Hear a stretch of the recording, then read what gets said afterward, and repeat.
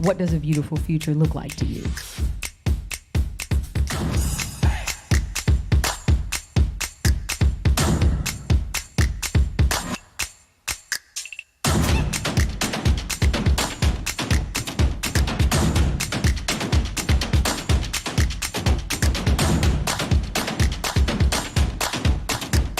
You can flip a negative mood on its head.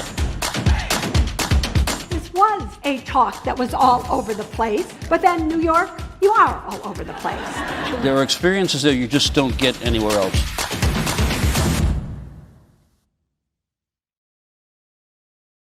Good evening. I'm Marcia Rickless, and I'm honored to sponsor tonight's program hosted by the 92nd Street Y and the Israel Democracy Institute on Israel at a Crossroads. Can the cycle of elections be broken? And what will it mean for Israel and the U.S.-Israel relationship? As you all know, the Y proudly brings people together to provide exceptional, groundbreaking programs on a varied and vast range of topics. Like many of you, I personally have enjoyed Y programs for many years, and even more so over the past trying year. Today's program is co-hosted together with another institution that I'm proud to be associated with, the Israel Democracy Institute in Jerusalem. IDI, as it is known, is an independent think and do tank that harnesses rigorous applied research to educate decision makers and help shape policy, legislation, and public opinion. All of this with the ultimate goal of bolstering the values and institution of Israel as a Jewish and democratic state.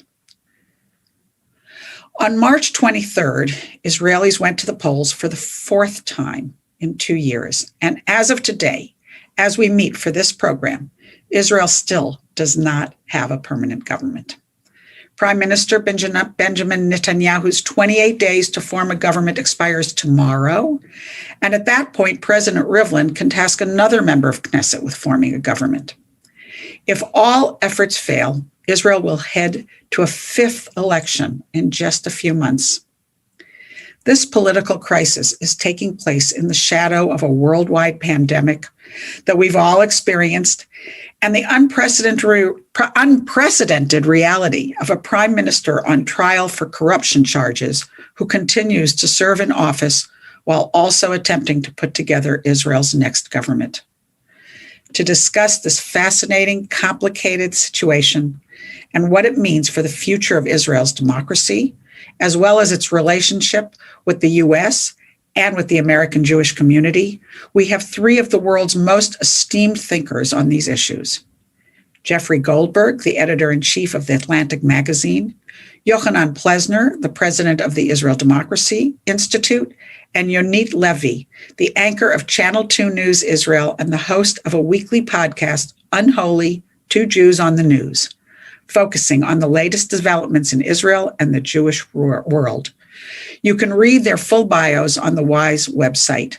Jeff, Yohanan, Yonit, the floor is yours. Hello, everyone. Thank you very much, Marcia, for that introduction. And on behalf of the Israel Democracy Institute, thank you to Susan and Karen and everyone at the 92nd Y Street for hosting this evening.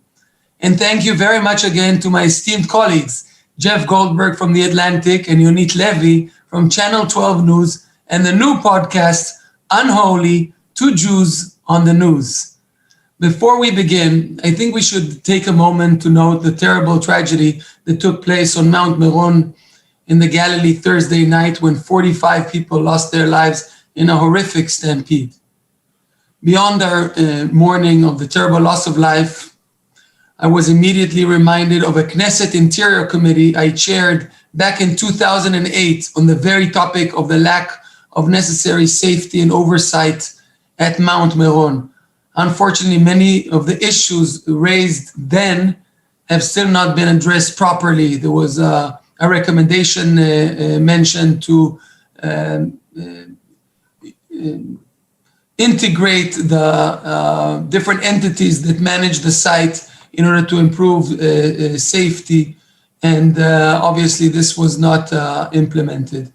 I think much of what we're going to discuss this evening in terms of the challenges facing Israel's political system and the repercussion for how the country as a whole managed and this tragedy is perhaps a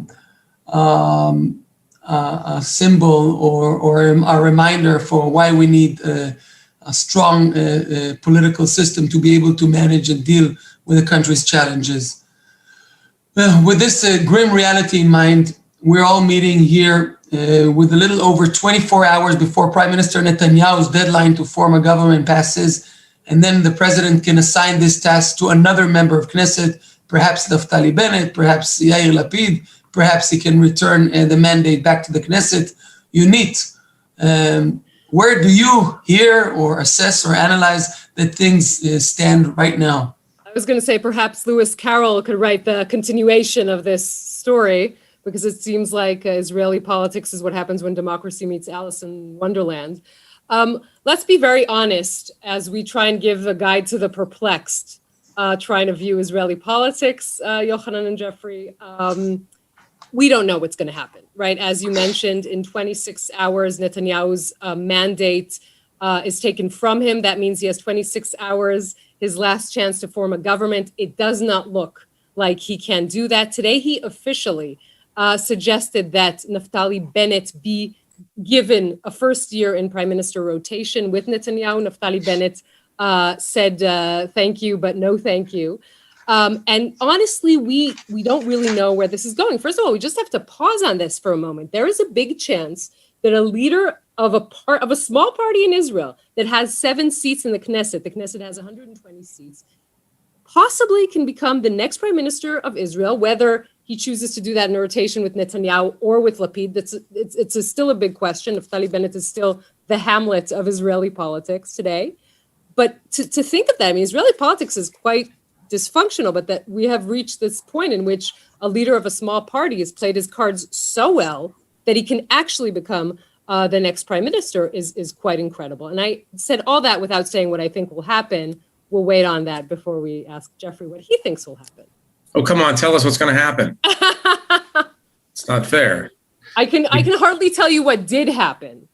But well, that's kind of, actually, that's a very good point, because I was kind of going to ask that. It's none of this makes any sense unless you understand the Byzantine structure of Israeli politics, and if you don't understand the enormous psychic role that Netanyahu plays in the minds of Israel, in the minds of the Israeli public. I mean, these it seems like 100 elections over the last 5 years are all been about Netanyahu and his unwillingness to actually ever cede the stage, and the rest of the political class's inability to move him off the stage. But I was really struck, you're always looking for signs of dramatic change. And I think the idea of Netanyahu offering Bennett the prime ministership, that was for me the kind of aha moment when you realize that, there's blood in the water.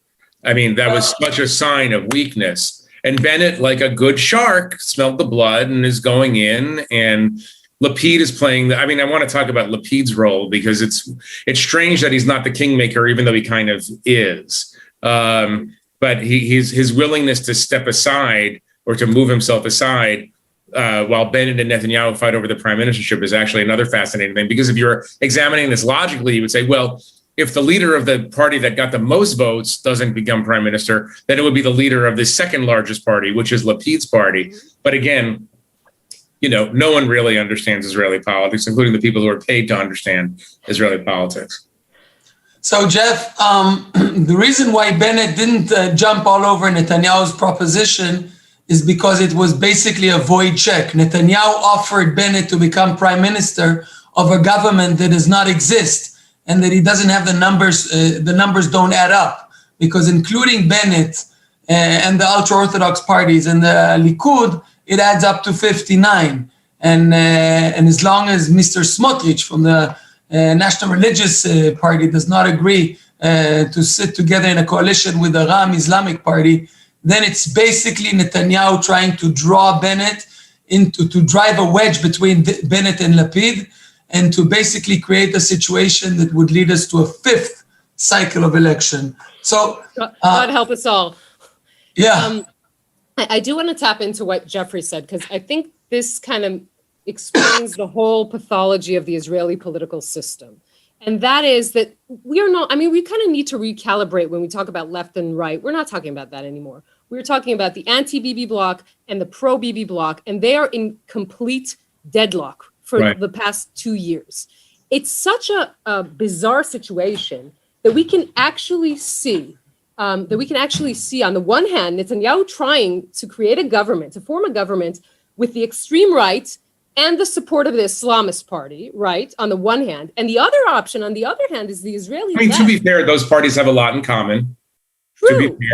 True. Of course, they have a lot in common. They're conservative. Their relations to women, their relations to LGBTQ are very much in common. But still, to have the extreme right, this is what Netanyahu wants. I have a small question about the issue of Zionism, but we'll put that aside. Tiny technical issue. That matter too? Yeah. So that is all Netanyahu's handmade, right? I mean, he created, he pushed Smotrich and Benvir together into the Knesset, made them very, very powerful. He pushed Ram to break away from the joint Arab list and create the united Arab list. I'm sorry if this sounds like a Monty Python skit, but this is what it is. And this is his situation, but it can't happen because, as Yohanan said, Smotrich, who's the extreme right, doesn't want to budge, right? And doesn't want to sit with the support of the united Arab list. On the other hand, the people who so want to get rid of Netanyahu, think of this, the Israeli left, right? The Labor Party, the Meretz Party, they're so adamant in getting rid of Netanyahu because of his corruption cases, etc. They would sit in a government that Naftali Bennett, the former head of the settler movement, would be prime minister. This is really, we're in bizarro land. No, but this is what's so interesting about this. And by the way, if I ever move to Israel or move back to Israel and start a political party, I would call it the Judean People's Front.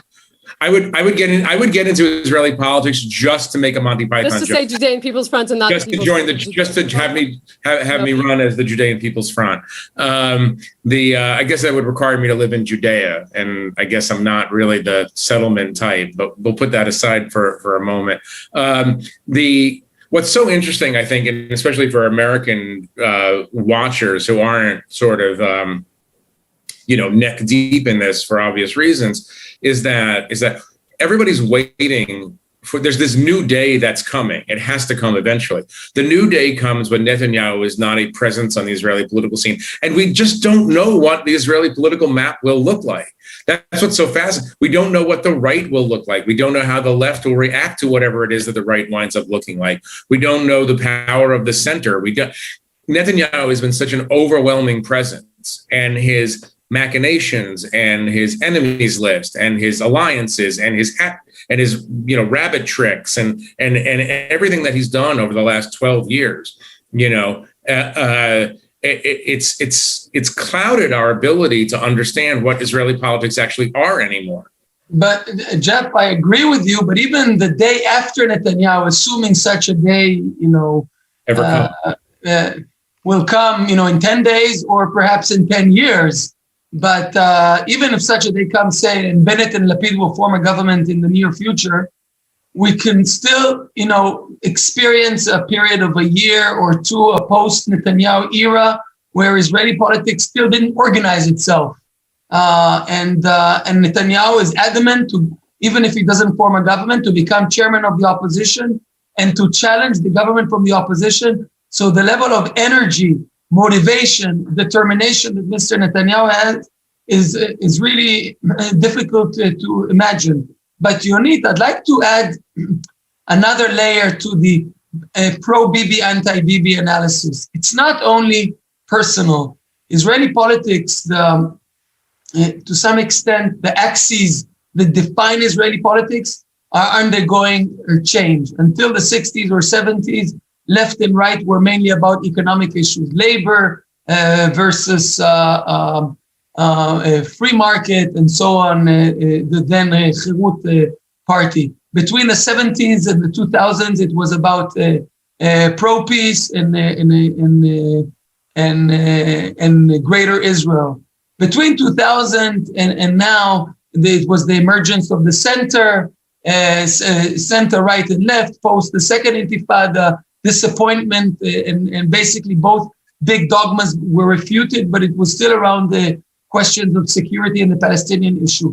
And what we're seeing now is that the pro-Netanyahu camp versus the anti-Netanyahu camp, what brings together Gideon Sa'ar and Merav Michaeli is not only their opposition to Netanyahu, but it's a general support for Israel's liberal democracy, liberal democratic values and institutions versus a more populist, religious version of a Jewish state. So there's more to it than just Netanyahu the person. Yeah. I would add to that when, I think that anyone looking from the outside in is really baffled. And to be honest, we were baffled as well.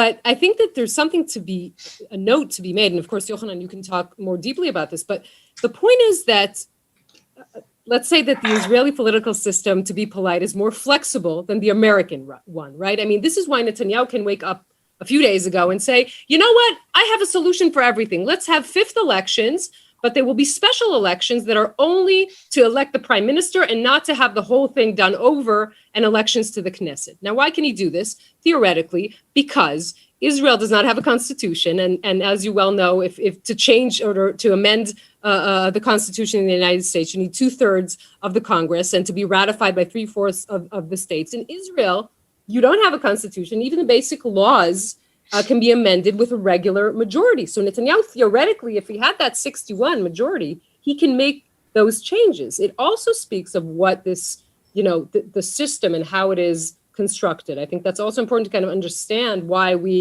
can jump from one idea to another in this sort of, again, I'm saying this politely, in a flexible way. Yeah, well, you're absolutely right. And it's beyond just flexibility. It's fragility of our basic democratic structure. Jeff, you had some challenges. You experienced some challenges to your own democracy, and the entire liberal democratic world is undergoing a stage of upheaval. But what's unique about the Israeli case, as Yonit mentioned, is that a simple majority of 61 out of 120 is basically a majority that every coalition has, can instigate no less than a regime change, a basic change of the entire arrangements of checks and balances, the institutional arrangements, a Bill of Rights, which we don't exist, basic laws, the actual nature of the regime, the character of the state. And this is why, on the one hand, you're saying, well, Israelis should be indifferent. We're going from election cycle from one to the next. But every one of those cycles was really a struggle about the soul, about the character, about the very nature of Israel as a Jewish and democratic state, as a liberal democracy. And we were, as your colleague Amit Segal mentioned in one of his reports, about 18,000 votes away from Netanyahu gaining a 61 majority and being able to put in place revolutionary changes to our constitutional regime.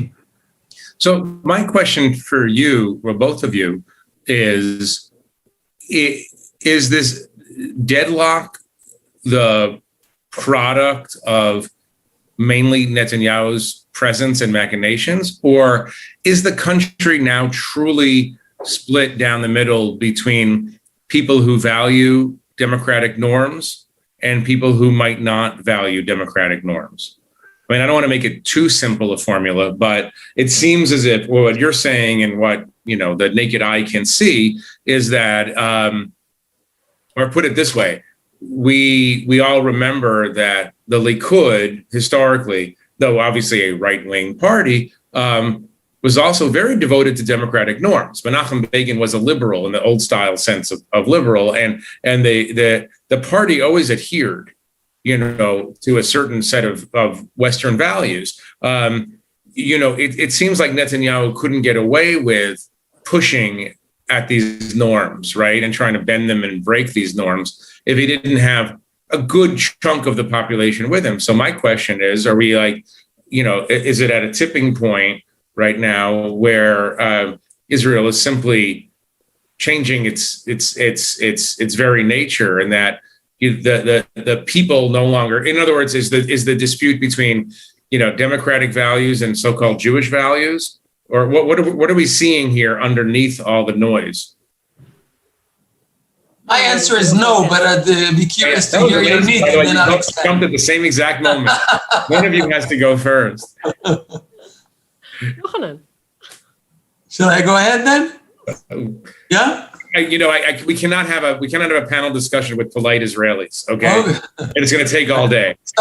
So look, the unique paralysis. We're in a paralysis more than 2.5 years of paralysis, of endless election cycles at a terrible cost. No budget, no appointments, no legislation. Basically, the entire machinery of government is paralyzed and dysfunctional. Now, you're basically asking, is this a symptom of something broader, or is it a unique circumstance? Well, it's a combination of I would say two factors. Number one, an electoral system with severe underlying dysfunctions that have nothing to do with Netanyahu and have nothing to do with the current crisis. It's an electoral system that does not produce by default a decisive outcome. It increases instability. It doesn't produce strong incentives for long-term planning. It gives disproportionate power to sectorial parties, to special interests, and so on. So we have an electoral system with severe failures that so far has not been fixed, and it's a challenge to fix it because the very politicians that have been elected through this system need to be the ones that would fix it. Number two is the Netanyahu factor, and the Netanyahu factor is to some extent also answers your question, because the Netanyahu is in a very unique situation. On the one hand, very popular, very savvy, very motivated, and a politician with great achievements as well, and a significant and impressive track record. And at the same time, a politician that has been accused for severe crimes is now, as Ayelet Shaked mentioned in Yonit's news show this evening, basically a politician that is completely, entire decision-making now is subjugated to his legal needs and therefore has very few inhibitions. The combination of Netanyahu's lack of inhibitions and strong support among his base with the dysfunctions of the electoral system created this paralysis. But Jeff, and I will end my intervention with that, once the Netanyahu issue struggle will be over and we will move on to the next phase, are we seeing underlying forces in Israel that are strongly opposed in Israeli public opinion to the basic norms, democratic norms? The answer is no. Many of Mr. Netanyahu's supporters are staunch Democrats that have been persuaded by the prime minister that the accusations against him are politically motivated. He persuaded them to support him not because he's confronting the legal system, but rather because he manages the affairs of state properly. He brought the vaccinations, he brought the peace accords, and so on. So the underlying support for anti-democratic ideas among the broad Israeli population is limited. So in the long term, I'm not worried. In the short term, I am. Sorry for the long answer. Long term, you're not worried? I like that. I agree with Yohanan. I don't Immediate term. The sort of dividing issue. And again, Netanyahu can continue to be prime minister. The Supreme Court ruled that he can, even if he's indicted. Nothing here is undemocratic in that regard. And as Yohanan was saying, for many Israelis, not only Netanyahu supporters, he has great achievements and the peace accords and the vaccination, the vaccine rollout.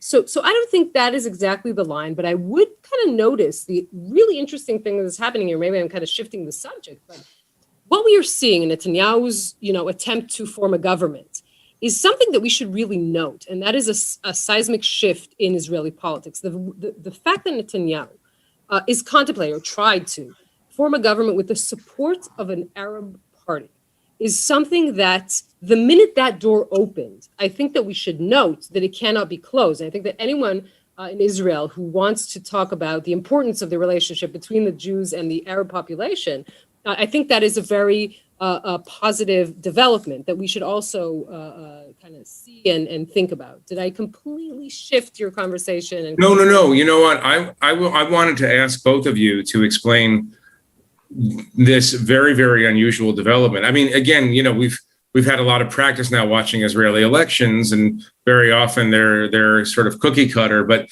this has been a remarkable shift. I mean, partially a sign of Netanyahu's desperation, but also a different kind of Arab-led party to some degree. I mean, it's described as an Islamist party, but its leader, and maybe you can describe for an American audience a little bit about the makeup and ideology of this party. But it's been described as more open to a conversation about the nature of the state than a lot of previous Arab members of Knesset, previous Arab parties. I mean, I would note that, whenever anybody, and here's the latest example or a latest answer to anyone who says they can understand Middle East politics, Israeli politics, and it's simple, is, we went through a period a couple of weeks ago, at least, where this Arab-led Islamist party was the kingmaker in Israeli politics. And it's like, I mean, it's an interesting conversation. We don't have to get into the apartheid conversation right now, but it's like, it's a very strange apartheid state, that a Jewish apartheid state that would allow an Arab political party to be the kingmaker in the formation of its government. But go to this. That report didn't come out in the best timing, did it, for them? I don't know. You have to ask the question: is there ever a good time for a report like that from Israel's perspective? Erev Yom Kippur or something? I don't know. When would you want it to come out? But maybe one or both of you can explain who this party is, what its leader wants, and how it might actually fit into a government. Because if I'm not mistaken, if they did come into a government, it would be the first time that an Arab party joined a ruling coalition, not just sitting in the Knesset, but being in a ruling coalition. Is that right? Or is there some early... Yeah, and what is under discussion right now is for them to support from the outside, not exactly come in. We don't know that. They wouldn't get ministries. They wouldn't get any ministries. Right. Thus far, that is what is being discussed. Anyway, who is this party? Yeah.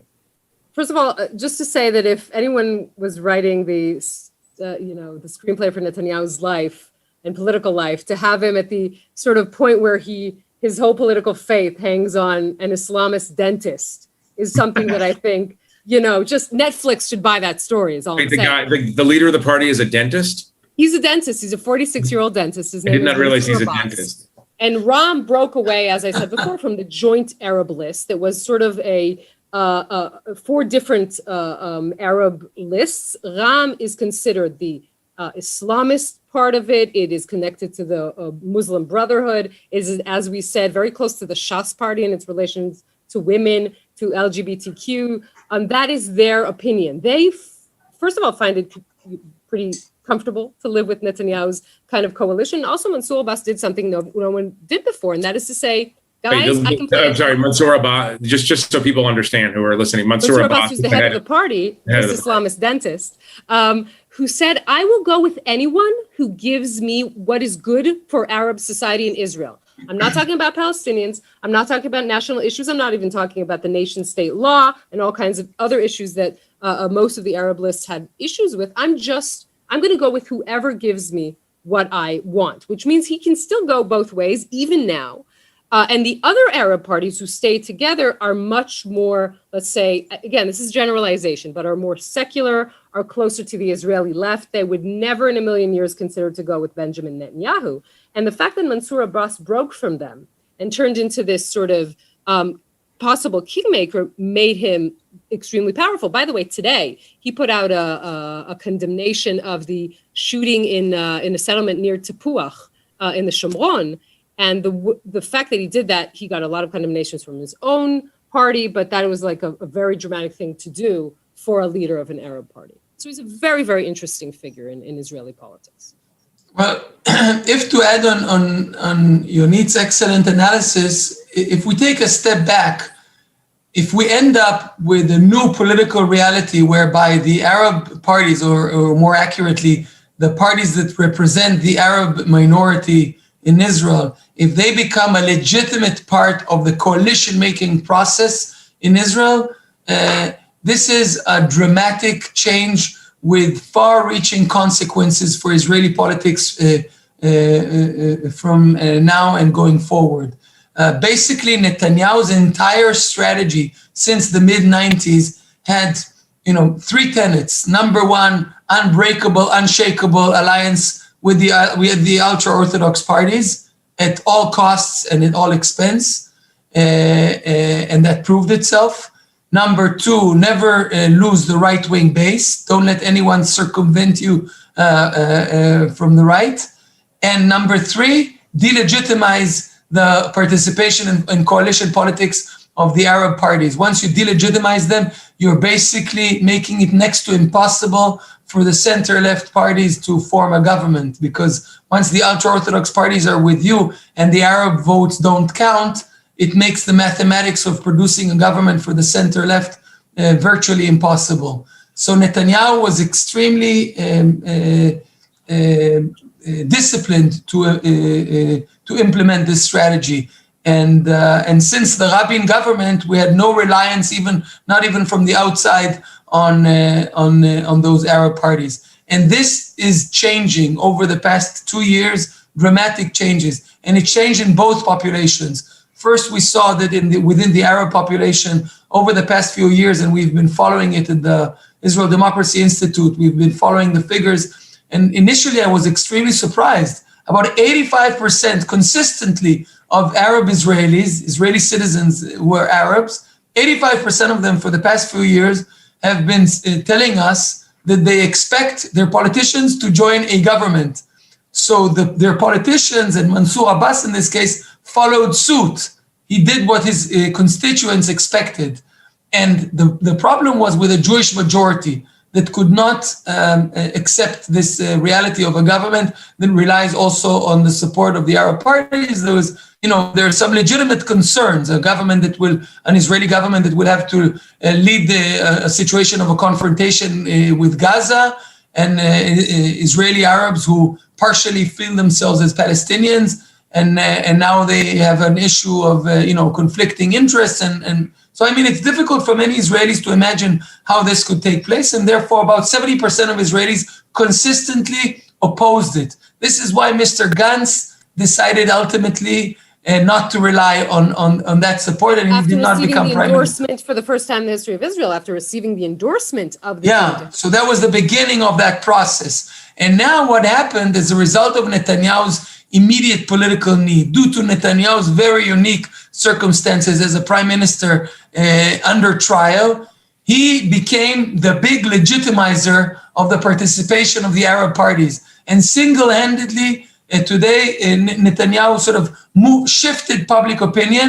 And for the first time from about a year ago, where we had about 70% of Jewish Israelis opposed to that, we have now a majority of Jewish Israelis and a broad majority, if we take the entire Israeli population, in support of that. And now any government, whether it's a Netanyahu government, there's slim chances that it will take place, but even either a Netanyahu government or a Bennett-Lapid government, both options will depend on the support of at least Ram party. With a joint list, as Yonit mentioned, it's a little more complex. And for them, even if there's a center-left government, they are stuttering. So can I ask one more question about this party? Because it sounds like we're going to start asking you some questions. No. I'm not taking any questions today. Thank you.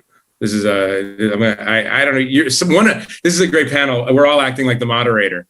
It's great. It's good. It's a democracy. It's the Israel Democracy Institute. Yes, it's Israel Democracy in Action. It sounds as if the leader, Mansour Abbas of the Ram party, has a kind of Salam Fayyad quality to him, even though he comes from the Islamist side. By Salam Fayyad quality, I mean that was the pragmatic Palestinian prime minister who was interested in building the mechanisms and structures of a state, and not fighting and arguing with the essence of Zionism all the time, just doing things. And it sounds like Abbas, not Mahmoud Abbas, Mansour Abbas. Mahmoud is a very different attitude, as we all know. It sounds like what he wants to do is go into the government and act like one of the Orthodox parties, which is to say, give me money. Like, I want schools, I want roads, I want X, I want Y, I want Z. The classic way Israeli politics works. You take your small religious party and you bring it into the government, right? And then you get stuff. And I mean, it sounds like kind of a revolution in Israeli politics if you have an Arab party that's going to act like the Jewish parties. I'm not saying acting like that is a good thing. It's not really great for politics, but it's great for horse trading. And what he's doing is he's sort of parking ideology on the side and just saying, I'm going to get some stuff for my people. And of course, his people need stuff because the government doesn't spend as much money on the Arab sector as it does on the Jewish sector. So maybe, I mean, this seems semi-revolutionary. Well, you're absolutely right that it's revolutionary. For 70 years, we didn't have such a, we didn't experience such political behavior by the representative representing the Arab minority.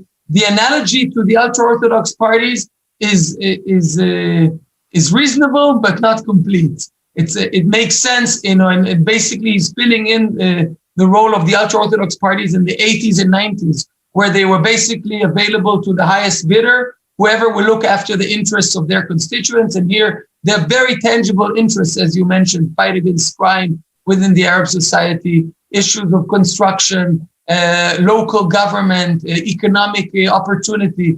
There's so many tangible economic and other social challenges that the Arab population and Arab citizens are, this is what they have in mind. It's also partially as a result of what's been happening in the region, the Arab Spring, and so on. Some of the sort of disenchantment from what's happening in the region and an understanding that their lot, and not necessarily a bad lot, is within Israel. Where the analogy is not complete is that unlike the ultra-Orthodox party or the ultra-Orthodox parties, in addition to looking after the interests of their own constituency, they also have a vast stake in national issues, such as religion and state. So they're not just making do with allow us to manage our community and safeguard our autonomy, but rather they want to control the rabbinate and to ensure only marriages and conversions only based on their version, and driving a wedge between Israel and many parts of, say, North American Jewry. So they have a vision for the Jewish state, and they're using their political power in order to implement increasing in larger and larger parts of that vision. Mansour Abbas has much less appetite in this than the ultra-Orthodox parties. And in this respect, he's a much more comfortable ally. I'm going to use my power as being one of the three moderators in this conversation. And the only one who actually gets paid, makes a living out of being a moderator, just pointing that out. It's because you're so moderate. Yes, go on. What? You're very moderate. That's why. Obviously, look, we're trying to somehow make sense of this. You asked me, Jeff, what's going to happen? So I don't know, but I say right now on the table, there are two options, right? One is a Bennett-Lapid government, and the other... With Bennett as prime minister first, and then... Bennett as prime minister first. Doing a switch. A rotation. Okay, dumb American asking a question. Why does the guy with the small party get to be the prime minister and the guy with the big party not get to be prime minister? Because he can. Yeah, remember what they asked Simon Laban, why so many singers date models? And he said, because he can. Exactly, because they can. Because he can, because that is the only thing that the anti-Bibi bloc can offer Bennett for him to cross the road and come there. By the way, if you have more Duran quotes, just please. I mean, we can't have enough. You're insinuating that I'm stuck in the 80s. Yeah, no, I'm not insinuating it at all. I'm sure Justin Bieber said the same thing. I'm not insinuating it. I'm saying it openly. Anyway, go on. All right.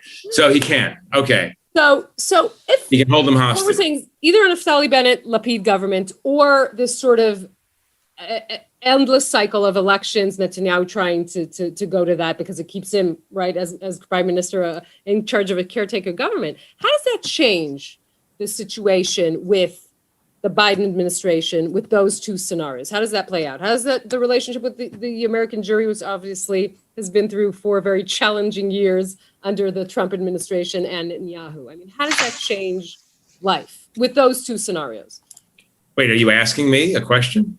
I am asking you a question. So wait, so is the question? I mean, is the question where? Because we should stalling to think of something to say that can't. No. I already have things. Always have something. I have things to say. I don't know if they're any good, but I have. I just want to pause and say that for many years, Jeff would always look at me with a sympathetic head nod, looking at Israeli politics and say, "How are things?" And then for 4 years under the Trump administration, I got to do that condescending head nod to him and say, "Jeff, how are things?" Right. So, when your Israeli friends are calling you about American politics, saying, "Oh my God, what's wrong with you people?" You know that it's you know that something's been reversed. So, I mean, if the question is, I mean, we should get into this, you know, sort of how America and American Jews play into these coming possible scenarios. Is the just to understand, is your question, how will the Biden administration react to 2 years of a Bennett government? I mean, how do you expect the relationship to sort of pan out? I mean, I suppose that Lapid will wind up being foreign minister, right? If Bennett is prime minister. So yes. I would, you know, if they're smart and tactical, which you can't count on, obviously, in Israeli politics, but if they're smart about it, they'll make Lapid the interlocutor with the Americans, and Lapid will come over. I interviewed him a couple months ago, and he said, "Look," I said, "how could you possibly be in a government with Naftali Bennett, right?" And he said, "Look, we have a couple of things in common right now. Got to defeat coronavirus, get the economy moving, get Bibi out so you can stand trial and move on to the next phase of Israeli history." He said, a couple of years of that, we'll start fighting again, you know. But I would say in that period when it's plausible for Lapid and Bennett to work together, you know, if they're smart, they'll make Lapid the emissary to the Biden administration. I don't anticipate a lot of activity on the Palestinian front. But then again, the Biden administration is not the Obama administration. They don't want a lot of activity on the Palestinian front. They got enough problems, and they're not interested in negotiating a final settlement to the Israeli-Arab dispute. But, you know, the problem is that the government is going to be essentially a right-tilting government, no matter how powerful Lapid and his centrist group is. And so nothing much is going to change in terms of the status quo. Maybe the status quo will change in some deleterious ways for relations between Israel and a democratic president, vis-a-vis settlements and the like, vis-a-vis Iran. I mean, I don't know how.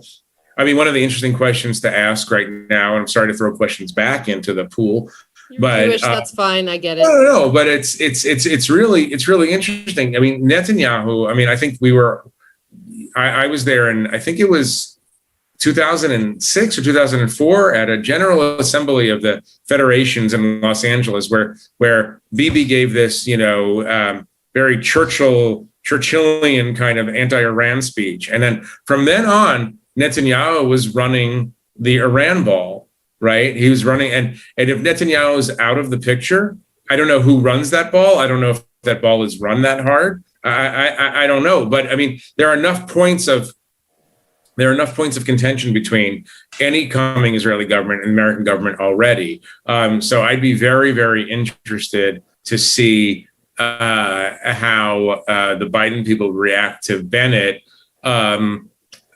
With the mitigating factor of having Lapid right by Bennett. I can't.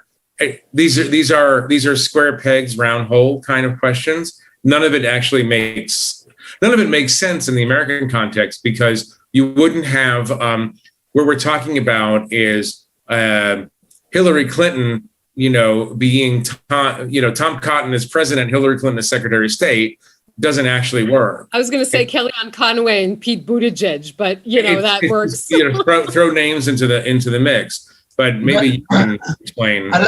Allow me to speculate how it might work, because when we think about the Iranian issue, Hezbollah, Iranian presence in Syria, even Gaza, there's no ideological debate within Israel about those issues. There's no pro-Iranian camp and anti-Iranian camp. There's a consensus on we do not want the Iranians to have a bomb. We do not want them to expand their influence. And it's mainly a question of tactics, of competence, of strategy. Who do we trust to deal with that problem, to build the proper alliances and so on? So in this respect, Bennett and Lapid are not coming to this issue from different ideological ends. And in many ways, what will determine the trajectory of the relationship between the U.S. and Israel are the developments around the Iranian deal. As you mentioned, there's no expectation that nothing will move forward on the Palestinian front. The Biden administration has no appetite for it. A Lapid government for sure won't be able to agree on that. And the Palestinians themselves are trying to get their act together. So there's no prospect for that. So it's really about the Iranian deal. And I think what will first and foremost determine it is what are the moves and what are the maneuvers and the basically decision-making on the American side on how they will go about it. You won't see an aggressive stance like Netanyahu, the confrontational type. I think the defense establishment will be a lot more influential in determining the government's policy. And in this respect, I think the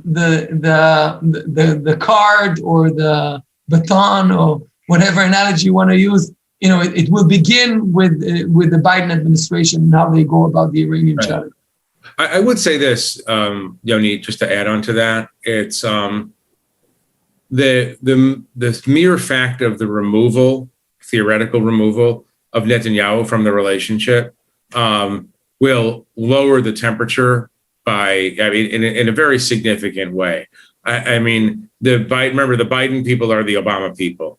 The Obama people can't stand Netanyahu. The leadership of the liberal side of American Jewry can't stand Netanyahu. The Democratic Party can't stand him. Naftali Bennett, arguably to the right of Netanyahu, right? In many policies and many manifestations. But he's not Netanyahu. He's just not Netanyahu. And he's not really a known quantity in the U.S. He's not, nobody cares. Nobody will care that much, for one thing. Netanyahu is a larger-than-life figure. He looms over American politics. Naftali Bennett, not 1 in 100 people can name him. So in that sense, Israel gets to have a kind of low-temperature reset with the U.S. government, no matter what. And that's interesting, and that probably affords some opportunities.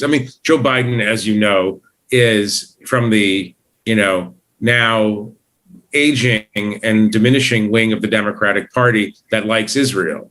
He has intuitive sympathy for Israel, and everybody's heard his stories about meeting Golda and all the rest. So he'll be open to meet Naftali Bennett. Certainly be open to meet Lapid, but he'll be open to meet Naftali Bennett. It's just Netanyahu that they can't stand. So there might be some interesting room here if Netanyahu actually does leave the stage, even temporarily. I remember when you interviewed you for the podcast, Jeff, you said that if there's that month that Biden didn't call Netanyahu after being elected, and you said that if Prime Minister was Yair Lapid, he'd get the call after 48 hours. Oh, yeah. Yeah. I think that I've talked to a couple of people about this. I think that in Democratic foreign policy circles, there's probably more hope for Lapid than is warranted in terms of the issue that traditionally grips the Democratic foreign policy establishment, the Palestinian issue, and then to some degree the Iranian issue, which is to say, Lapid is, they might think that Lapid leans left. I think Lapid is center right, in a lot of issues, or centers, but at the very least centrist. And so he's not Shimon Peres. He's not the second coming of Shimon Peres, which is what they want.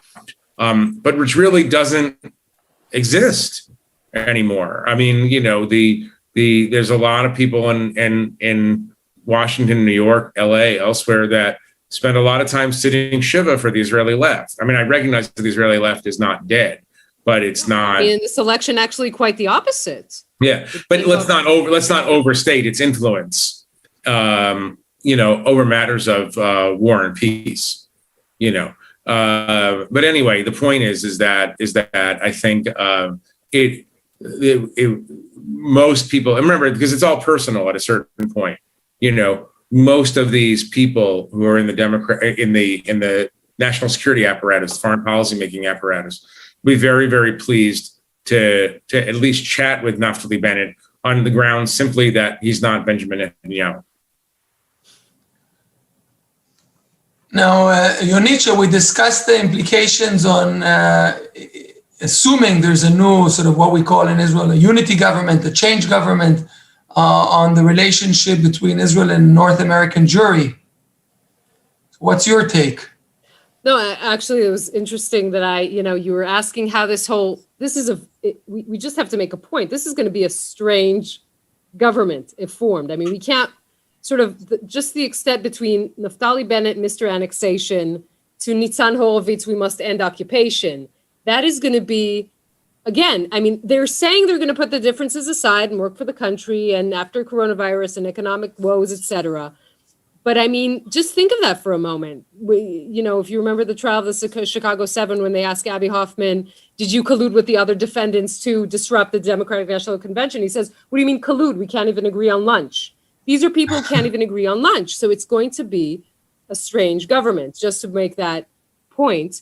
And when you're asking about American Jewry, do we mean the issue of religious pluralism, for example? Are we going to see a different kind of view? Well, obviously, I mean, we have to say in the internal issues in Israel, most Israelis think that the chief rabbinate has too much power. Of course, you can't get married without them having a say, etc. Now, obviously, it used to be that the religious party had their monopoly, and they were the religious establishment. Now, the more the power of the ultra-Orthodox grew in Israel, the more they took power over the rabbinate, and they were much less compromising. Does that shift if the ultra-Orthodox have less power in government? I think it does, and I think it's interesting to see how that will pan out. Well, my take is that we're not going to see dramatic change. Doesn't agree with me. That's what I'm saying. Yeah, well, no, we're not going to see dramatic changes, obviously, because you mentioned it's a very, it's not a homogeneous coalition. So the easiest thing to agree on is not to agree, is to basically say ceasefire on religion and state, ceasefire on the Palestinian issue, basically the ceasefire on constitutional matters. Basically, let's perpetuate the status quo and focus on the economy post-COVID and so on, and whatever we can agree on. Having said that, if there will be a government without the ultra-Orthodox parties, after so many years, there will be a change of tone. If in that government, Avigdor Lieberman, who ran a campaign on I will free the country from the monopoly of the ultra-Orthodox parties, and if he will become finance minister, and Lapid, the next prime minister, alternate prime minister, and foreign minister, and Lapid has a long record of taming the ultra-Orthodox, there will be a different rhetoric. We won't have a Kotel bill farce again. This government obviously will not introduce civil marriages, although 60% of Israel's population is interested in it. But there will be a change of tone, change in subsidies, perhaps changes in the recruitment bill that will not necessarily be amicable to the interests of the ultra-Orthodox parties. So there will be a change of tone that will make it easier for, I think, a North American Jewry to digest that and come to terms with this new government. Having said all of that, Naftali Bennett, I think, will emulate and try to emulate Netanyahu's success in forging successful strategies with the ultra-Orthodox, and therefore he will be very cautious in deviating from the status quo just in order to preserve a future option for allying with the ultra-Orthodox. And therefore, nothing radical will change, but there will be a change of tone and some changes in policy. And having said all that, Netanyahu still has 25 hours when he holds the mandate to form a government. And let's just make the point, and Jeff, as being someone who's followed Israeli politics for such a long time, if I had a nickel for every time someone said Netanyahu's finished, I could, retire early and finally read Robert Caro. I'm just saying, let's not rule Netanyahu out. This is still. So you think there's a possibility that Bennett just figures out, like, this is the easiest, clearest shot at becoming prime minister is just go along for the ride with Bibi as long as he can go?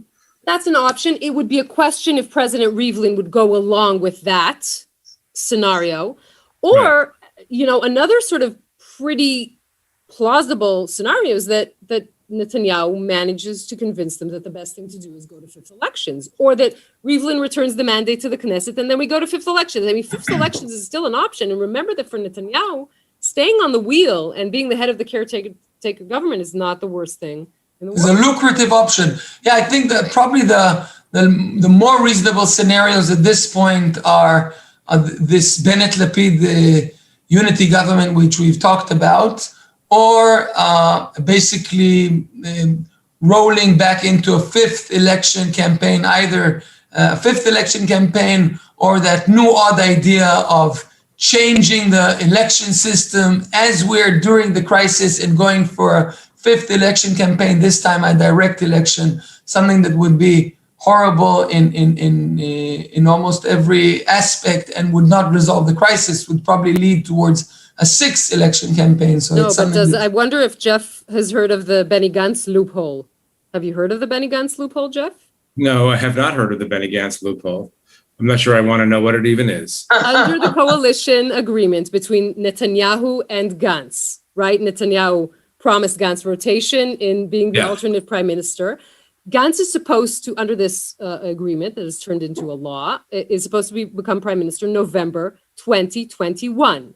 If theoretically Israel goes to fifth elections and still cannot form a government, meaning that agreement is still existing, then Benny Gantz becomes prime minister in November 2021. I don't want to complicate things further for anyone. There's a legal question mark about it, because some might say that it's, since there were two election campaigns between the signing of the agreement and the actual date, then that it does not apply. But still an option. There's this level of complexity as well. I have a large question for both of you, which is something off of something Yair Lapid told me a couple of months ago or a month ago. And this is trying to understand the total landscape of Israeli politics. He said the right wing, so there's three camps, right? The right wing believes that the Palestinian issue and all these existential issues are not actually problems for Israel, and they don't represent anything to do with Israel's fault. The left believes that the Palestinian issue is Israel's fault, and it's a big problem. The center believes that it's not Israel's fault, the situation Israel finds itself in, but that it is a problem and that it needs to be dealt with. And Lapid is making the argument that, 50, 60%, some large number of Israelis are actually find themselves, 70%, find themselves in this broad middle, who understand that the situation, the status quo is not tenable forever, but don't, unlike the left, take the blame on themselves. Blame Palestinian nationalism, Islamic extremism, and so on. I mean, is his analysis in your minds fundamentally correct? And if there is some truth to it, does that mean that post Netanyahu, there's a possibility for a rising of a center in a bigger way than what you have under Lapid right now? Well, and since I was in a former life, part of an effort to in a center party. I was actually the first Secretary General of the Arik Sharon's when he split away from the Likud and created Kadima, a centrist force to lead the country from the center. The logic was pretty similar to what you described now. The idea was that both the main big ideas of the left and of the right were refuted by the events surrounding the Oslo Accords, the terror, the Second Intifada, and so on, and basically the illusion of greater Israel, and if we just don't think about the fact that there are millions of Palestinians, they will just vanish. This illusion blew up in our faces, and at the same time, the illusion that it's just up to us, and if we give up on some piece of land, there will be a Swiss-type peace between us and the Palestinians, a European idea of prosperity between two reasonable nations. This idea also didn't work out. And there was a big chunk of Israelis in the center, some leaning slightly to the left, some leaning slightly to the right. And the main idea was we adopt the, I would say, skepticism of the right wing regarding the intentions of the other side, the sort of not intentions, i.e. Willingness to end the existence of the state of Israel if they had the means to do so, and do away with Zionism. And on the other hand, the motivation of the left to separate between the two people is something that they also adopted. So the idea we want sort of, rather than a peace, some kind of a divorce arrangement. This, I think, is what sort of one of the founding principles of the center. And in this respect, Lapid put it in his own words, but we've seen consistently that although the platforms that were that attempted to represent the center didn't hold together that well, there's a big, large constituency in the center that even every time a new platform comes, it gets a massive support. So there's a market demand, if you will, for that. But I would add on top of it, and just in one sentence, that it's no longer only about the attitude towards the Palestinian issue, but rather it's also now the main political narrative, the main political divide, the main political driving force is about liberal democracy versus populist ultra or radical religious ideas, and those two versions of how the state, the state, its institutions, its values, this competition is very much replacing the old competition about the Palestinian issue. I wanted to ask everyone to say something brief to end with an optimistic tone. Jeff, you look. I didn't hear what you said. What did you say? I thought we'd ask everyone to say something brief and end in an optimistic tone. No. That's not my job. I'm not in politics. I don't have to go be optimistic. No, the only thing I can say that's optimistic is that one day we will step out of this cycle. I'm pretty sure. I don't know when that day is, but one day we will stop having elections every 6 months. It is amazing. The Palestinians don't have enough elections, and Israelis have too many elections, and it's like everything's out of whack. But no, it is. I mean, I don't know if this is optimistic or not, but it'll be very, very interesting to see if Israel can produce a new class of political leaders, because same name every cycle, it's the same names, and the same prime minister. Since, think about this, I mean, Netanyahu became prime minister again for the second time in the third month of Obama's first term. I mean, he's been around for a long time, longer than most leaders in democracies stick around. And he became prime minister in the first time during Bill Clinton's first term.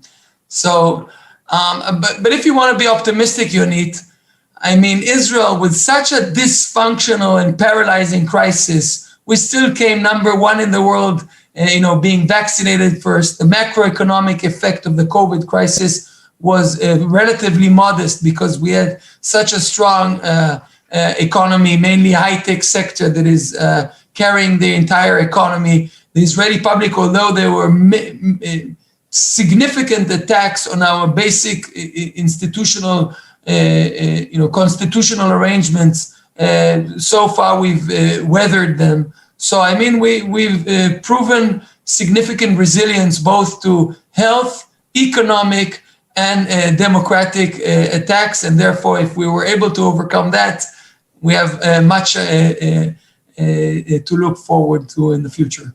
See, Jeff, that's optimism. That's fine. That's why one day he's going to be prime minister. Great. That's great. So thank you both for this conversation, and we'll say thank you again to 92 Street Y and IDI for hosting us, and Marsha Rickles for her support, and all of the audience listening to us in this bizarre Zoom world that we have all been propelled into. Thank you to them as well. And gentlemen, it was a pleasure and an honor. It really Thanks for was. doing this. It was fun. Indeed, it was my pleasure as well. Thanks.